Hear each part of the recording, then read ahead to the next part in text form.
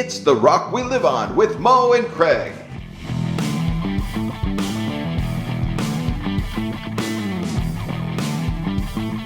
Well, cheers for me anyway. Yeah, cheers for you. I'll have my cheers next time for sure. All right. So interesting week, right?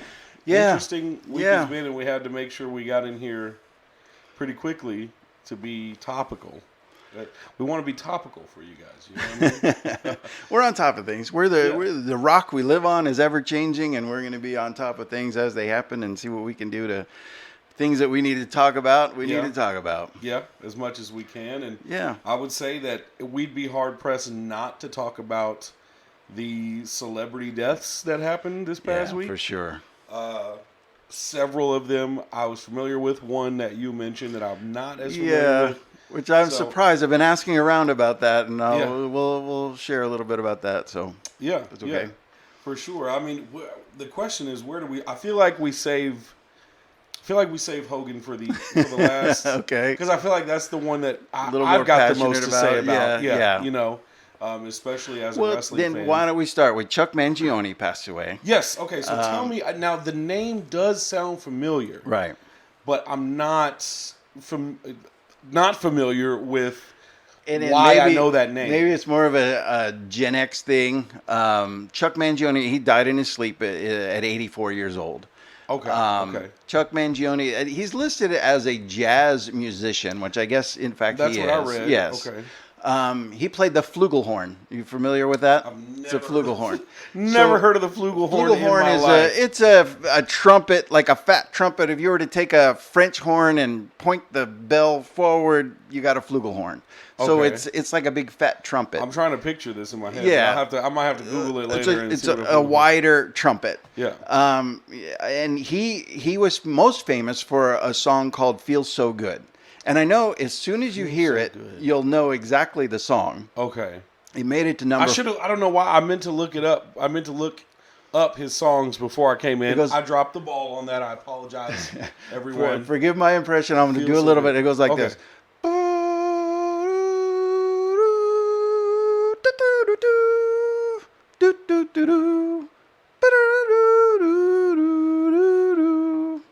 Does that sound familiar? In post-production, I'll put a little bit on the. Okay, so here's a question, and this can stay in if you want to.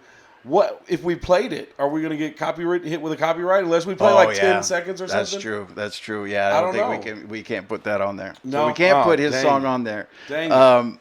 But anyway, I'll it was a very listen to it later. 1977. It went to number 4. Okay. But it seemed like it was massive. Now, Chuck Mangione himself, he made 30 albums.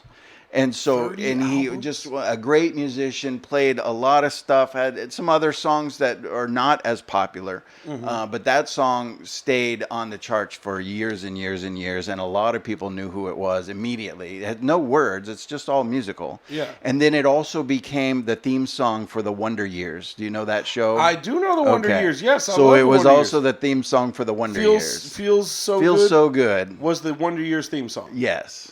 And okay, because I used to love Wonder Years when I was little. Now the theme song is leaving my head right now, obviously because it is. But no, I used to love Wonder Years when I was little.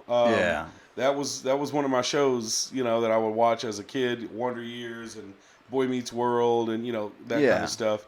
I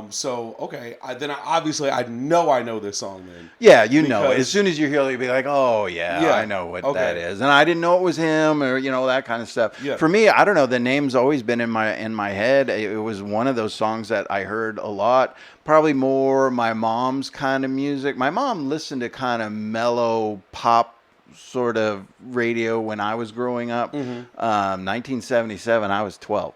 So it's, right in my wheelhouse. I was -10. Yeah. So, it was, one of those songs and again, it's like the soundtrack to my life. Every time we have an artist pass recently, I'm a big Van Halen fan. Mm-hmm. And then we have Ozzy that we're going to talk about. Yeah. And even Chuck Mangione. I mean, these guys created the soundtrack to my life. And it hits a little bit, probably for Gen X more because we have a connection to that song or we have a memory for that song or there's there's a situation that for me anyway, a lot of my life is attached to music because I was very much involved in music and loved music. And I played radio DJ when I was a kid and became a radio DJ later on. It manifested itself. Music was always a big part of my life. So certain songs really bring back memories and situations for me, and kind of gives me a feeling, and Feel So Good is one of those songs, and that just, I guess that's why it's aptly named. Yeah, Feel So Good. Maybe it makes you feel so good. I don't know, but it really did. It's part of the soundtrack of my life, and Died in Your Sleep at 84. That's a good run. Yeah, that's about as best as you can expect. So sorry for his family and friends, and and there's also, and we'll talk about that a little bit. Somebody famous dies, you didn't really know them, even though you know them. You know their work. You don't know. I don't know anything about Chuck Mangione. What's his favorite color? I don't know. Yeah. So he's just a guy. Really, he's important to his family. But for us, he created something that meant something, and that it was like a little void. It makes you feel like you're getting older. So I can respect that. Yeah, speaking of music, Ozzy. Yeah. Now, obviously, I'm more familiar with Ozzy than Chuck Mangione. Little newer. I don't know like a whole full history on Ozzy and everything, but being in rock radio for the little bit of time that I was.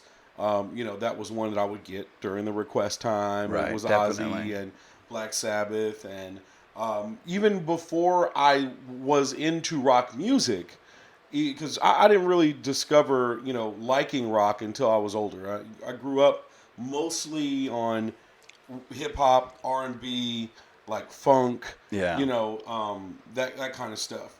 So I knew some rock songs growing up, but there were just certain names that transcended, I think, their music, and Ozzy was one of those people. Yeah, definitely. And so I knew Ozzy before I ever listened to his music, and then you would hear an advertisement or something, or in a movie, and then later on in life is when I found out some of these songs that I had heard, like A Crazy Train, or Mama, I'm Coming Home, that kind of thing. Yeah, that's when I learned. Oh, okay, I do know this song. I do. Her, and then so Ozzy was, I think, which another really long life. If you think about it, he did pretty good. For as much as he put himself through. Yeah, I mean, he did pretty. Was he 76? 76, I think it was. I think so. Yeah. So I mean, and I always liked Ozzy. Yeah. And I think Ozzy had a little bit of the controversy online, nothing like what Hogan had, and which we're going to talk about. But I did see, and especially, and I hate to, I don't hate to do because it's part of the conversation, but the race thing, right? I see a lot of black people that were like, check on your white friends, because and that was joking, and that made sense. That was a fun, that makes sense, because I saw one that said, you need to check on your white friends, because I'm pretty sure Ozzy dying is kind of like when Tupac died for us. So they can relate. So they don't have anything against Ozzy, but it's kind of like, that's your guy. Yeah, but then there were the ones that are like, oh, he was a devil worshiper, and he leave that up to the whites. Which is exactly why we listen to him. But I never and not just the black people that were saying the devil worshiper part. That was coming from black people. That was coming from white Christians and whatever. But it's like, dude, I personally, now I can't say that I ever sat and researched Ozzy's religious beliefs or anything. Well, he did but he did not listen to his songs. He will tell you, rock and roll is my religion. And the rock gods are the only gods. He'll say things like that. See, now that I see, he has no religion that he follows. But I mean, he wore crosses. Right.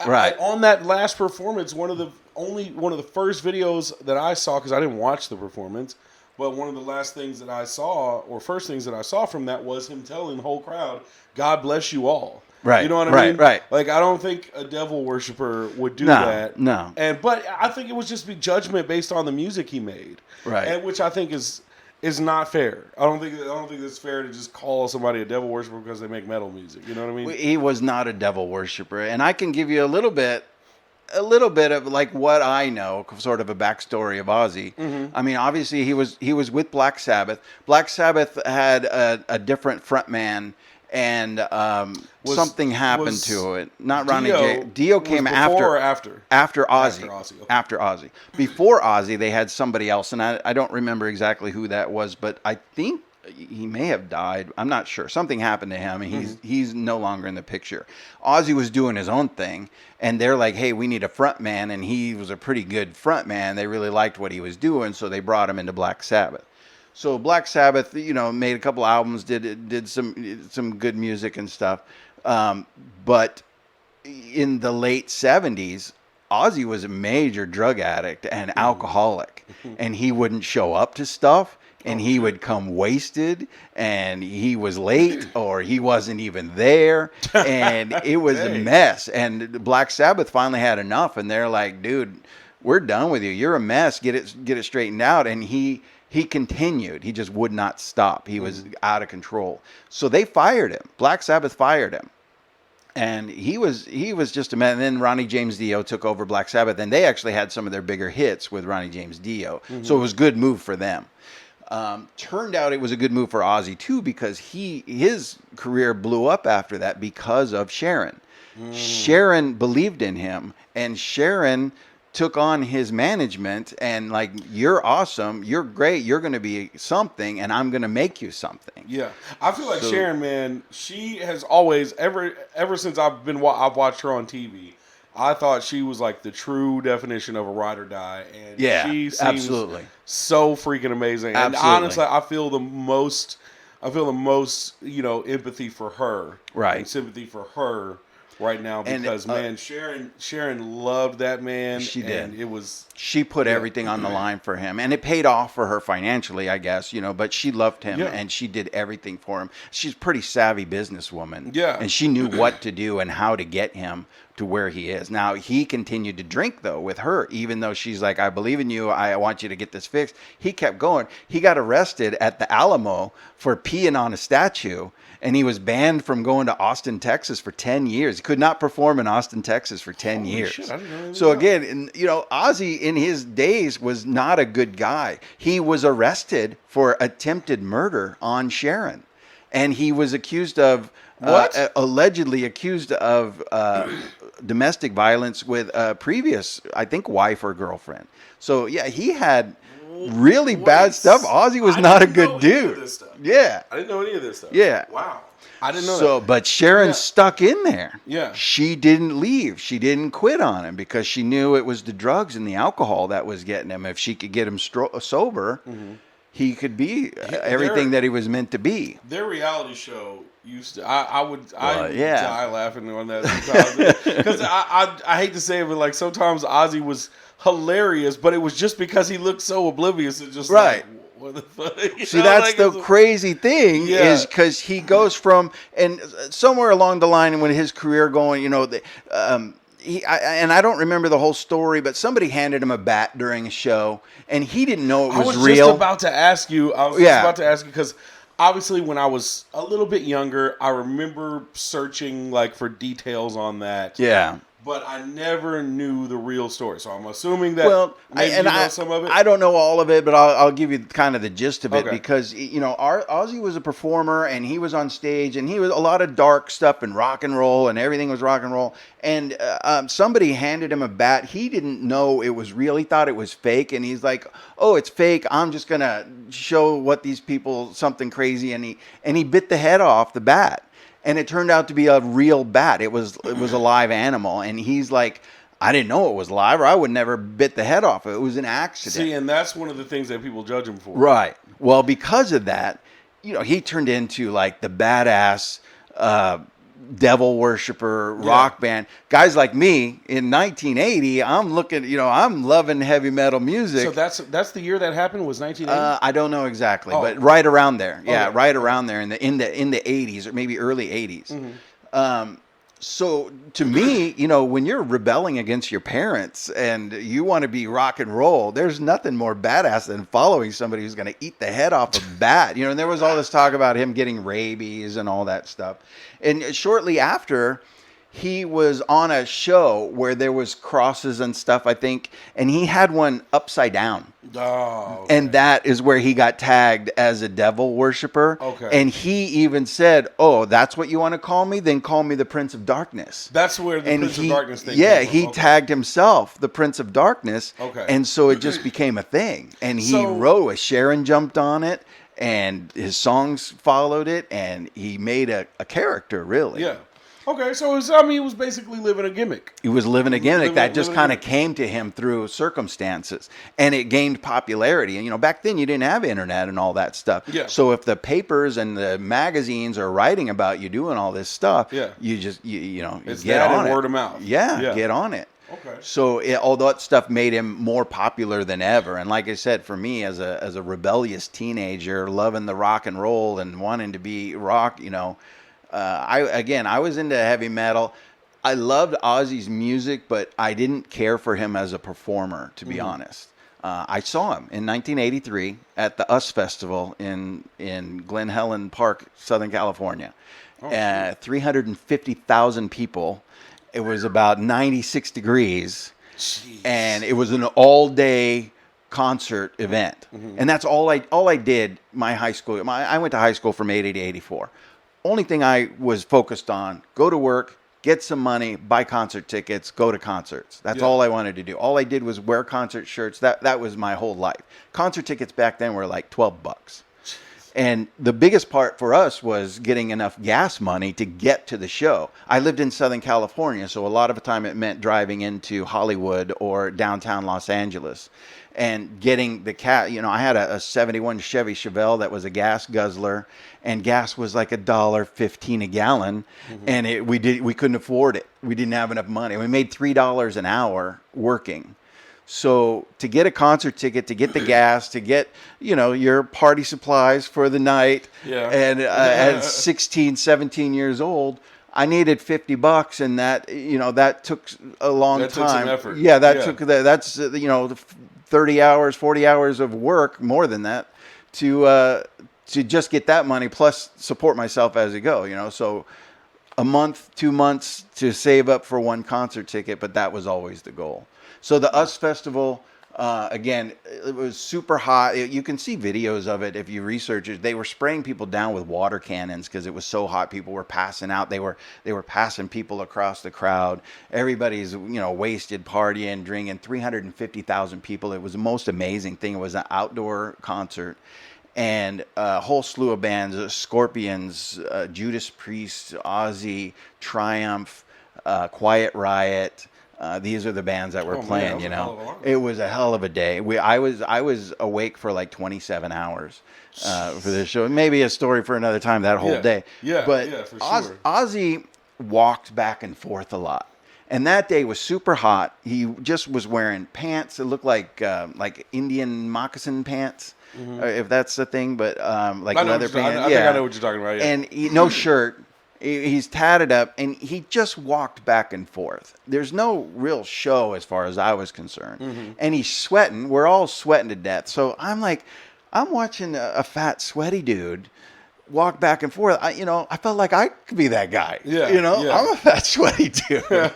So I wasn't impressed, although I enjoyed the music, the music. And later, after that, since the 80s, he's come out with so much more iconic music that's grown and gone big. And again, I always appreciated his music, but I don't think that I would see him in concert again. That was always my thing.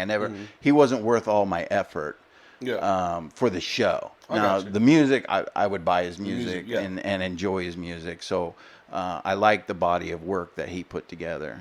But so the TV show the TV show made Ozzy into Ozzy and Harriet now. They're like, the Huxtables almost to make a reference. They were like, here's a guy who just can't find the TV remote. Yeah, and he just walked around. Sharon, and everybody was in love with him. It was crazy, like just watching him. I don't know. I think it humanized him a little bit, even though it was you wondered like.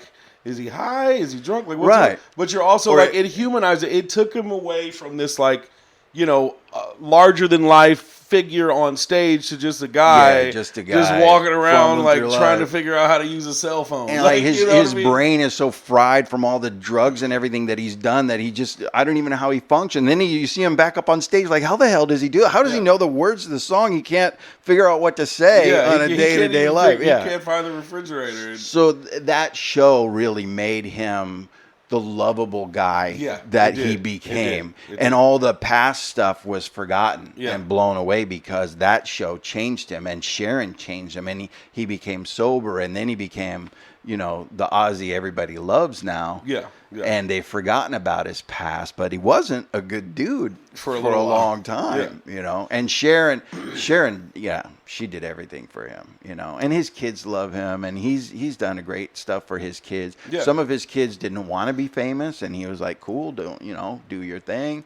And the kids that are famous, they wanted what they wanted. Yeah, they chose what they wanted, and I think he's a good dad. Mm-hmm. And he's done his part, so I give credits. But like I said, I respect his work, the body of work that he has, and 20-something albums, and the amount, some of the great songs that he put together. Fantastic. But the showmanship, I was never a big fan. Yeah. And you mentioned the Huxtables, so that's there you go. Transition to the next one, and then we'll leave the most controversial for last. All right. Malcolm-Jamal Warner. Yeah. Which, the first thing I saw after seeing that he passed away, the fact that he was swimming with his daughter and, right. or all that, it's just really sad. And then that was a guy who I never saw him in any kind of negative press. Right. Never saw him, having meltdowns on the internet or any of that kind of stuff. He had obviously his most iconic role to the most of the world is Theo Huxtable. Yeah. But I actually used to watch him on Malcolm and Eddie. Oh yeah. He had the sitcom Malcolm and Eddie with Eddie Griffith, and I thought that was a pretty good show. Was he in like one of those CSI crime shows? I was looking at some of that. Yeah, I wasn't. You were just saying that. It reminded me of. Yeah, Suits. I saw he did some things with Suits, and there were several different shows that I've watched that I didn't know that he had roles in. And a lot of those shows they'll have like a temporary role or a temporary run for a couple of episodes on a season or something. But that one made me sad because he's the youngest of the four that we all saw that this past week. And just to know that he was, swimming with his daughter, and I think the story what he was trying to maybe save her, or I think something like that. And there was a buddy with them, and they got the daughter safe on the beach, which his buddy was able to get out. It was like strong riptides or something in Puerto Rico.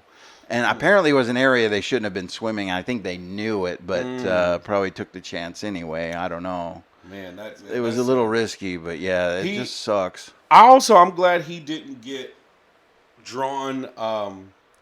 He didn't get run through the ringer because of everything that went on with Bill Cosby. I was wondering if you knew anything about that. No, I never saw anybody accused. Yeah, not accused, but I never saw anybody say like, "Oh, Malcolm should have known," or Malcolm, or I never. Now, I didn't watch a lot of his interviews, but I did see some of his interviews here and there. Because a lot of times when I see, because I'm a millennial, 37, so some of those people from those shows like The Fresh Prince or Martin or Boy Meets World or Cosby Show, something like that. Things that I watched when I was a kid, I'll see them have interviews and I'll try to watch a little bit of it. But I never saw anybody kind of bring that up with. I'm sure it probably did happen. I just didn't see it. But everything I've seen, like just a stand-up guy, a good dad, on vacation with his daughter. Mm-hmm. I saw like his last post. I think it was on TikTok or something, where he was just talking positive stuff and about being, good people. Everything I saw from him was just like everything. A really positive, down to earth. Just live your best life, do the best you can, be a good person, kind of stuff that I saw. So nobody has anything bad to say about the guy. He's just a stand-up guy and an inspiration. Have you heard R. Kelly's song about Malcolm now? Mm-mm. and this might be maybe a controversial thing, but R. Kelly has produced and is probably going to release a song about Malcolm-Jamal Warner, and it's out. You can hear it now. Really? Yeah. And I don't know how from jail, from prison, and he even I references. Know that they can do. I know they can do music from rappers have been doing it for I don't know how does that happen? So from what I understand, like some of them have had to record like through the phone.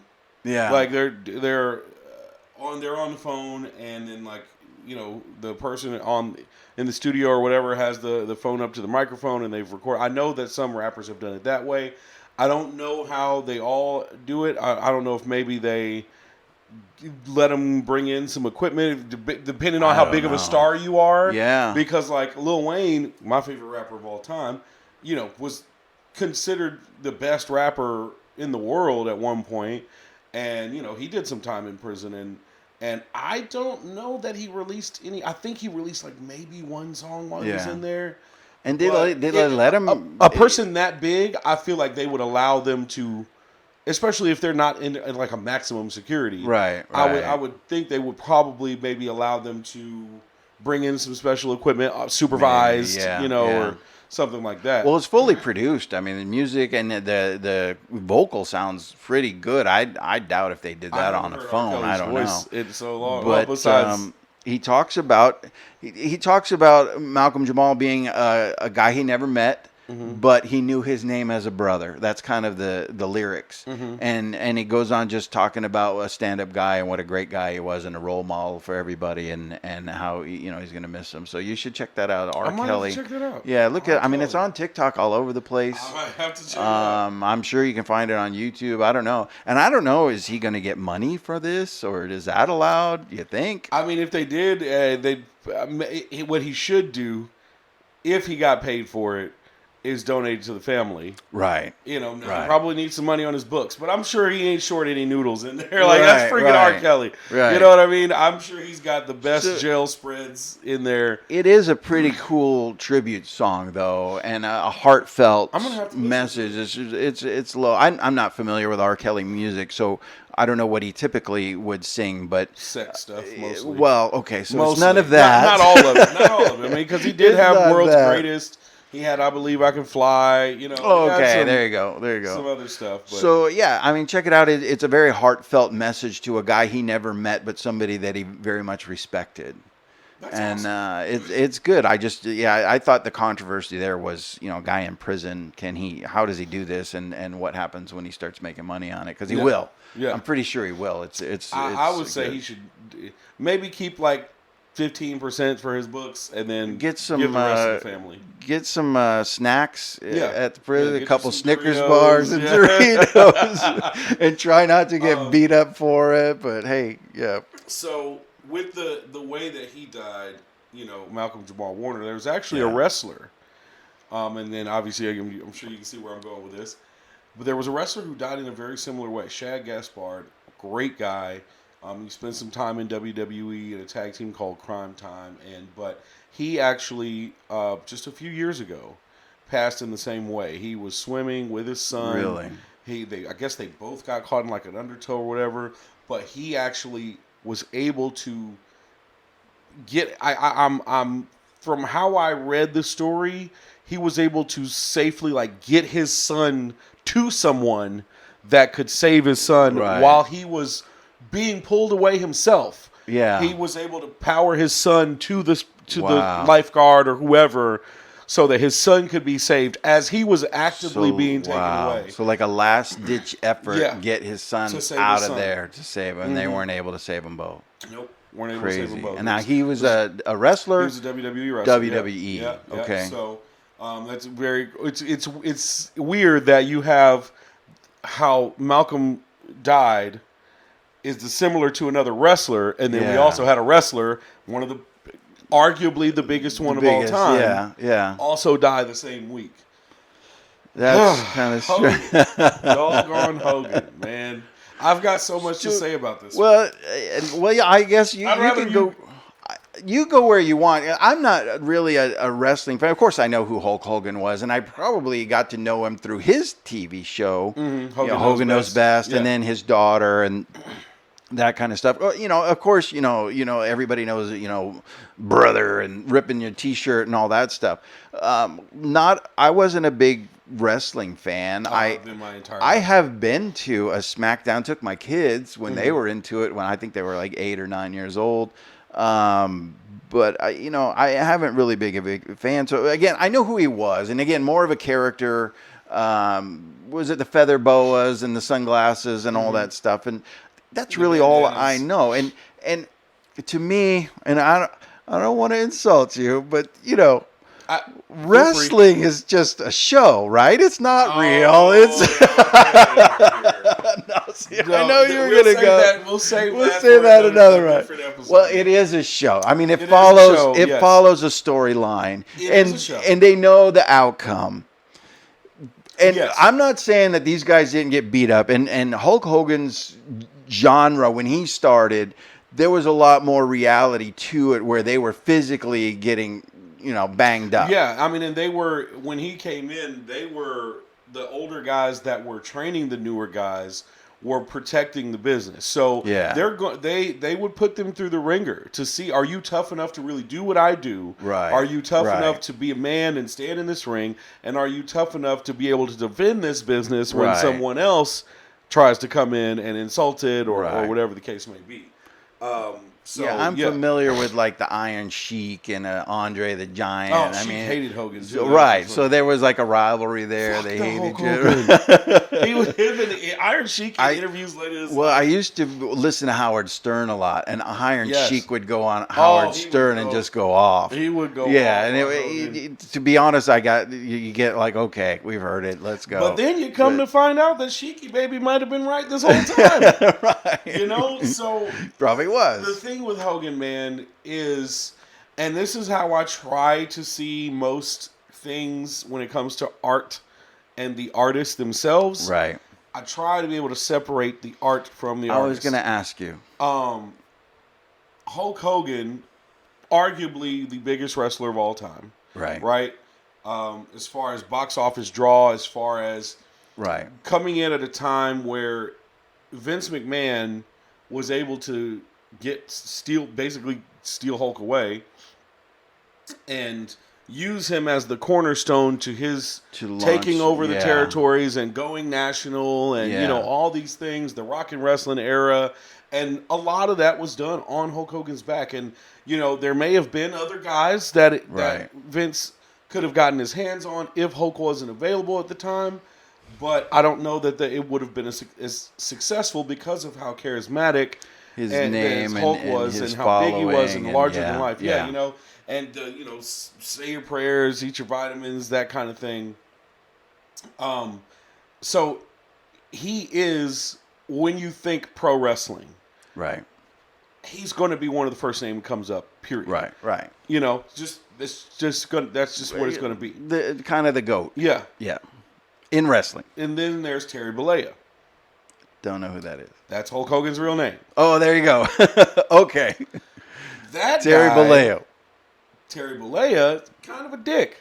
Being honest. More than And Hulk Hogan, the character, it turns out, kind of was sometimes too when it came to backstage politics and making sure that he was the spotlight and making sure that he got the belt and he didn't lose to certain people and that kind of stuff. Right. I heard that a lot of other wrestlers just hated him. There was a lot of that, that other, obviously I wasn't there, but I'm going off the accounts of people that were. Yeah. And people that worked with him and that were around him and stuff like that. But then, let's be honest, one of the biggest things that ever happened in wrestling and during my childhood and me coming up was the formation of the NWO. They made being bad guys cool. Yeah. Like, because, like you said, early on in those 70s, especially like 70s, early 80s, a lot of the fans still took wrestling very seriously. Yeah. And you, depending on like in the territory days, you could be you might, if you're a bad guy, you mess up the babyface too bad, you might get stabbed. Really? The fans are coming for you in the parking lot. Oh, really? God, yeah. That guy right there, Jim Cornette. If you ever listen to his podcast, some of the greatest stories about that kind of stuff back in the territory days. I mean, there were times where the bad guys had to get escorted out of town by the cops because and is that the fans were trying to hurt them. Who's the bad guys? Hulk Hogan was the good guy, right? He's a baby face, and there's heels. Okay, heels. So I don't know who those are. But when he did a heel turn, so Hogan was a heel early in his career, but then he became a baby face, and he was like the baby face. He was the guy. Yeah. All American. Like I said, say your prayers, take your vitamins. Be kind, listen to your parents, and America and everything.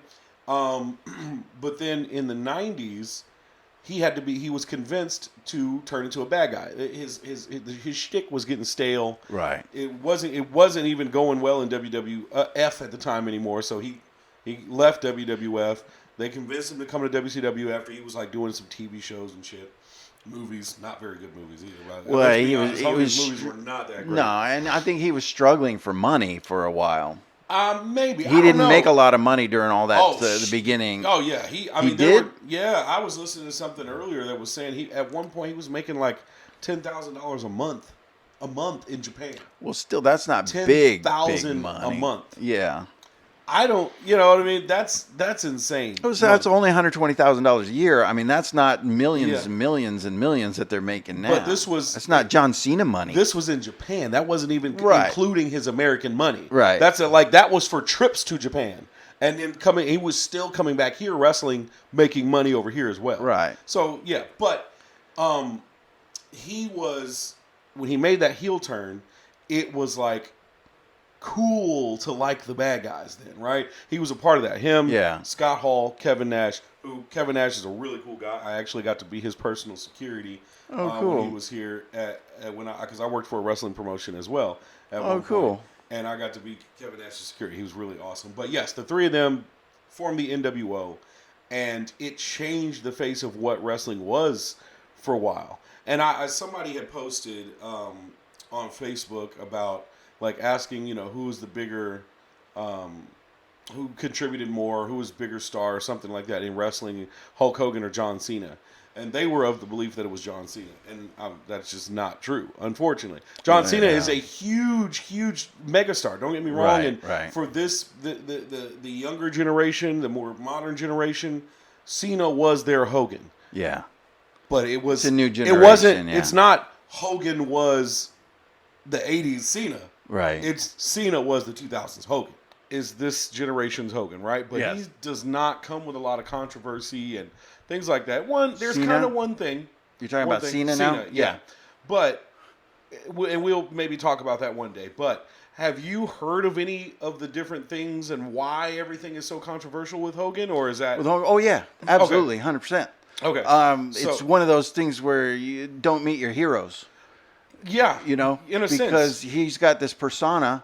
He's the take your vitamins, be good people kind of guy. When before the internet and public life was really public, where we get to know everything, and so we start to get to know stuff, and we find out that he has there's recordings that have been released where he's blatantly racist. He admits that he's a racist, using the N-word like crazy.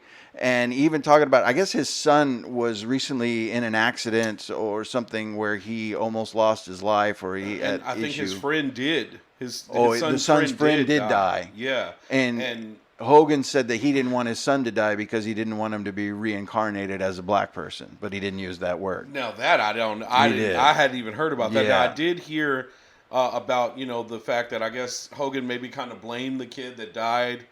A little bit for some of the stuff, or maybe said he was a bad influence on his son. Or now that I had heard, but I didn't hear anything about that. But yes, one of the biggest things with the controversy is the whole video of he was maybe either about to or just got done, having sex with his friend's wife, Bubba the Love Sponge. Bubba the Love Sponge. Yeah. Now I do remember there was a lot of stuff with that. Yeah. So that was where that secretly recorded audio came from. And he was talking about Brooke dating a black dude and saying basically if she's gonna date an N-word, she might as well date an 8-foot N-word that's $1 billion, that's worth $1 billion or something like that. And then he admits like, yeah, maybe we are a little racist. Maybe I am a little racist. You know what I mean? Which is honestly why a lot of black people were like, yeah, okay, well, he died. Yeah. So what? Hey, I can't 100% say that I'm of that same belief, but also I was at a point where I was like, damn, Hogan was one of the guys that I really enjoyed as a kid, and now it's like, screw him. You know what I mean? Like, if that's how he feels, I don't give a fuck. Right. And you know, some of the other black wrestlers had spoken on how Hogan helped them in their careers and stuff like that. Them. But there are a lot of stories about Hogan's backstage politics, how he didn't want to let other people, you know, win, and how he wanted to keep spots. He had creative control, so he would use that to his advantage. One of mine that comes to mind for me, my favorite wrestler of all time is Bret Hart, Bret the Hitman Hart. WrestleMania 9, Bret Hart is going up against Yokozuna, who was a Samoan that was playing a Japanese guy, whatever. But it's all real. Yeah. Hey, you better. So Bret loses to Yokozuna, right, in some kind of nefarious manner. And then out of nowhere, Hogan had already had a tag team match earlier in the night. Yeah. Out of nowhere, Bret's like, I want to say like Yokozuna's manager had thrown some powder in Bret's eyes or something, and that's how Yokozuna won the match. And so he's kind of outside reeling and trying to wipe his eyes clean. Then all of a sudden Hogan comes out, and Hogan is like going out up to Bret, like checking on him, and he's like, I'll get this guy or something. Right. And Bret's like, yeah, go get him. And then Hogan just goes in there after Bret just had this match with Yokozuna, an actual competitive match. Then Hogan goes in there and in like 30 seconds, boom, boom, drops the leg on him. Now he's the new champion. That was years after Hogan was like kind of considered to be stale, you know? Yeah. But because he was the backstage politician he did that. And then there was supposed to be, I guess, a time where he would drop the belt back to Bret Hart. Right. Yeah, he didn't want to do it that way, so he lost it to Yokozuna. So once he gets it, then he's a little possessive, yes, huh? He did the same thing with Shawn Michaels. Screwed him over. He did the same thing with Shawn Michaels. Now, admittedly, from his own confession, Shawn Michaels in the 90s was a very difficult person to deal with. He was a prick. He was, not in the best space. Yeah. And he was even part of the Montreal Screwjob with Bret Hart, which that's a story for another time. But he and Hogan, who had never worked together before, were going to, they're the two icons. And it's like, okay, they're going to work a program together. Right, well, the original plan, I guess, was for there to be 3 matches. One win one wins the second, and I think Hogan wins the third or whatever. Okay. Well, it came time for the first match, and apparently Hogan changed his mind. It was like, I don't really. The famous line that everybody makes fun of now is, "That doesn't work for me, brother." That doesn't work for me, brother. Really? And so he changed the plan. It was just going to be one match, and he was going to win it. So Shawn Michaels, you can go back and watch this match. Shawn Michaels decides, okay, well, you want to do that? I got you. We're going to make this a spectacle. Right. And he went out there and just oversold everything Hogan did. Like, Hogan would punch him and he'd flip around the mat 4 or 5 times. And Hogan would kick him and he'd fall out of the ring and flip over. And it was just, he made it look like a superhero. Yeah. And that was his way of kind of saying, sticking it back at Hogan. But, and then the whole Trump supporting, Trump supporting thing. So, he came out with the DNC convention and ripped his shirt off and had his MAGA hat. Yeah. So there's just a lot of different things that people started. And then he lied. He would lie about so many things. Like at one point he told a lie about Metallica wanted him to be their bassist. And there's just a bunch of lies that people can go back and historically pick apart and like, well, this couldn't have been the case because this person was at this place and this person was at that place. So there's no way that what Hogan said actually happened. Yeah. And he would just inject himself into things, or like when he talked about body slamming Andre the Giant at WrestleMania 3, like every time he told the story, Andre would gain about 75 pounds. You know what I mean? Like when the story first, Right. when he first talked about it in an interview, Andre was 400 pounds, and then the next time he was 450, and then he was 525. You know what I mean? And Hulk picked him up, didn't he? Yeah, he did. Is that why he wanted to talk about how much he weighed? And he talked about how he like tore the muscles in his back when he did it, and he was, saying that Andre died days later when he didn't. He didn't. He didn't. You know what I mean? Yeah. Like, so it just came out that this guy that we all looked up to was not who he presented himself to be. Right. And so for me, I was at a point, if Hogan had died 15 years ago, I'd have been torn. Right. I'd have been heartbroken. Right. But after all those things came out about him, I was like, to know the real guy. This is sad for his family. Right. I feel bad for his kids, his wife. Yeah. But I'm not heartbroken. And that's the thing. People were like, oh, well, you shouldn't call him a racist right now. It's disrespectful to his family. Well, maybe don't be a fucking racist. He called himself a racist. Yeah. I don't think you're doing anything wrong if he called himself a racist. He did.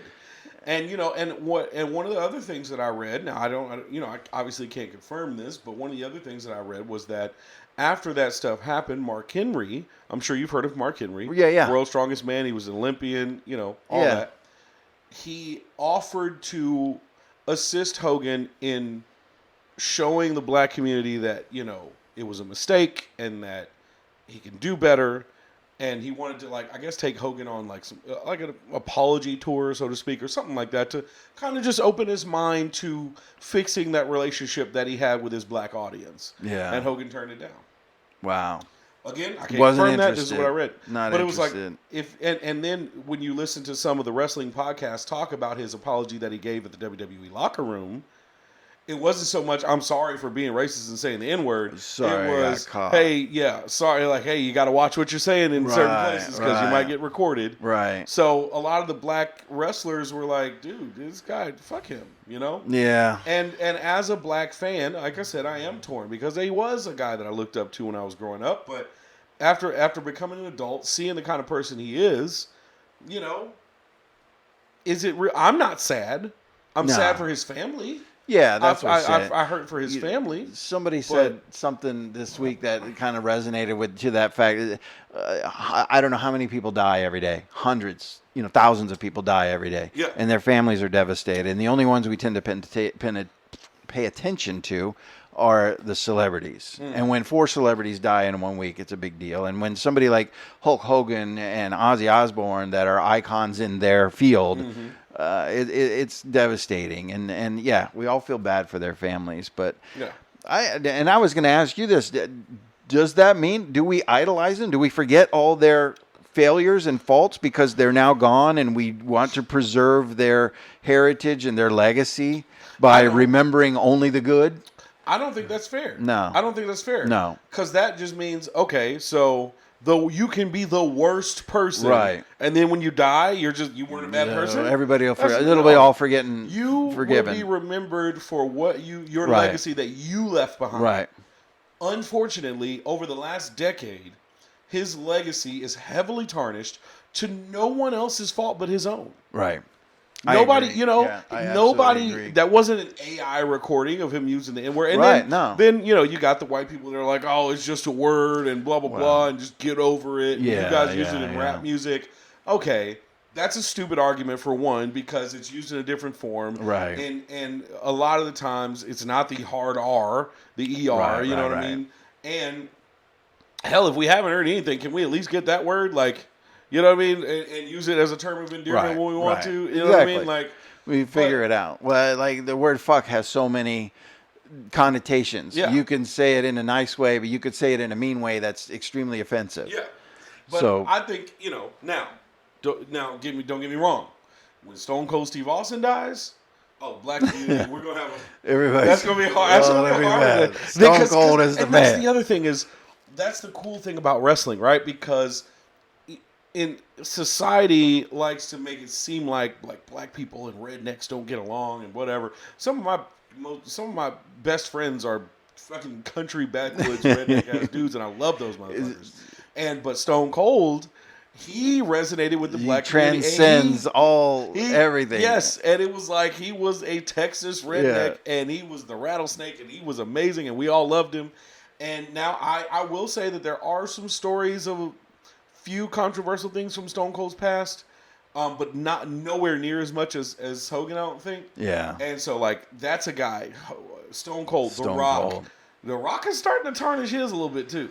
I think he's kind of been back and forth. He seems to try to get away from wrestling, but then he goes back. Yeah. And I don't know what that's about. Now. Yeah. He's an executive. So he's making money off of it. Yeah. But I think people are a lot of people are starting to question the truths of some of the things that he says and does, and they think a lot of what he does is just for show to get people to, be like, oh, okay, cool, The Rock gave somebody a truck, or The Rock donated, But maybe he didn't. That's a whole conversation. I have a very strong opinion on how, that, like, helping people on camera thing, and we'll talk about that one day. Yeah. But ultimately, at the end of the day, Hulk Hogan, the character on television, was iconic.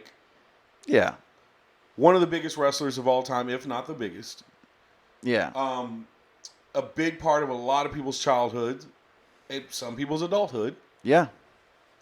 But the guy behind Hulk Hogan turned out to not be that great of a guy. The man, yeah. And it's sad that he passed away for his family. The character, yeah. Especially because I think, I want to say his relationship with his daughter wasn't in the best place. Is that Brooke? Yes, Brooke Hogan. Yeah. I don't believe it was in the best place recently. Yeah, that's got to be tough for her to not have. Because I think there was a time when they were close, and he put a lot of money into trying to make her a big star. A big star, yeah. Yeah, and it didn't go. She never had the talent. She was never going to be, and everybody could have told you that. I can't even remember her music. I don't either, but I just remember it was bad. She was featured on TNA Wrestling for a while though with him. Yeah. She married one of the wrestlers, on TV and everything, and she was a figure on the wrestling show for a while. And I think she found her place, right? I mean, she's probably making a decent living and doing her thing, but it was not going to be a singer. Yeah, no. And he tried, and I'm sure they were close at that time. I do want to go back and listen to some of her music now because I don't remember it. I don't even know if I would put myself through that. Terrible, but yes, end of the day. Rest easy, Ozzy. Rest easy, Malcolm. Rest easy. What's the other guy's name? Sorry. Chuck Mangione. Chuck Mangione. Two of them made the soundtrack to my life. Yeah. Two of them were a big part of your growing up, and really mine too. I mean, I am familiar. Yeah. Of course, I watched the Huxtables and the Cosby Show and all. Yeah. I've watched it all, and I'm familiar with Hulk Hogan. Yeah. But yeah, the stuff that he's come out and done recently just kind of tarnished it all for me, and I really just not interested in the guy. Yeah. So you don't. What can you say? Don't meet your heroes, because they and I actually have some stories of that. If you want to ever talk about, I've met some celebrities that were very disappointing. Really? Yes. I've met most of the celebrities I've met are wrestlers, and almost all of them have been really cool. Yeah. So well, maybe that's we will good. Talk about that We're gonna have to talk about that a little bit. A lot of things to talk about, a lot of stories to share. We want to hear what you guys think, and we want to hear what you want to hear us talk about. I got one thing I want to leave you with. Okay. We're wrapping this up. I heard this quote this week, and it's been in my brain. Okay. It goes like this: a wise man speaks because he has something to say, and an ignorant man speaks because he feels like he has to say something. So I want to leave it up to the audience. Which are we? I like that. I feel like I got something to say. I feel like I got something to say too. Hey, thanks for checking out The Rock We Live On with Mo and Craig. Make sure you like and follow us on TikTok, Facebook, and YouTube. And then you can also find us anywhere where you listen to podcasts. We're on all platforms, or check out Spotify podcasts to watch our videos. Thanks a lot.